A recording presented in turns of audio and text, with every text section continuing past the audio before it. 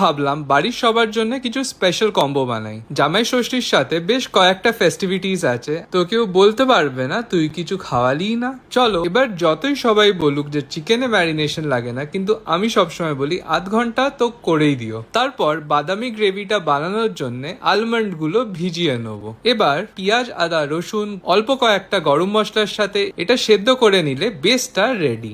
যতই বলো রেস্টুরেন্টের মতন টেস্ট আনার জন্য কিন্তু সব সময় ভালো গাওয়া ঘিতে রান্না করতে হবে। আমি ব্যবহার করছি শুদ্ধ ঘি। সুগন্ধতে বোঝাই যাচ্ছিল কতটা পিওর এই ঘি। তার সাথে এটা ল্যাব টেস্টেডও। হাই স্মোকিং পয়েন্ট থাকার জন্য চিকেনে ভালো ব্রাউনিং চলে আসবে। এবার বেস গ্রেভির মধ্যে রান্না করলেই চিকেনটা রেডি। অনেক বাঙালি পরিবারের মতনই আমার বাড়িতেও মাটন কিমা খুবই প্রিয়। কিমা পোলাওটা সবার পছন্দ হবেই, আর এই রেসিপির জন্যও অল্প শুদ্ধ ঘি দরকার। অনেকে বলতেই পারো দাদা তেলে রান্না করাটা বেশি ভালো না, কিন্তু শুদ্ধ ঘিতে হেলদি ফ্যাট আর তেলের থেকে কম প্রসেসড হয়। এবার কিমাটা ভাজা ভাজা হয়ে গেলে অল্প আদা রসুনের পেস্ট, নুন, ধনে গুঁড়ো, গরম মশলা আর কালো মরিচ গুঁড়ো দিয়ে 15-20 মিনিট রান্না করে নেবো। 1.5 কাপ চাল, কাঁচা লঙ্কা, অল্প নুন আর 3 কাপ জল দিয়ে চালটা সেদ্ধ করে নিলেই পোলাও রেডি। তোমরা শুদ্ধ ঘি লোকাল দোকানে পেয়ে যাবে বা ক্যাপশনে দেওয়া লিঙ্কে গিয়ে অর্ডার করে নিতে পারো। ডিটেলড রেসিপিটা কমেন্ট সেকশনে দেওয়া আছে। আর প্লেটটা দেখে আমার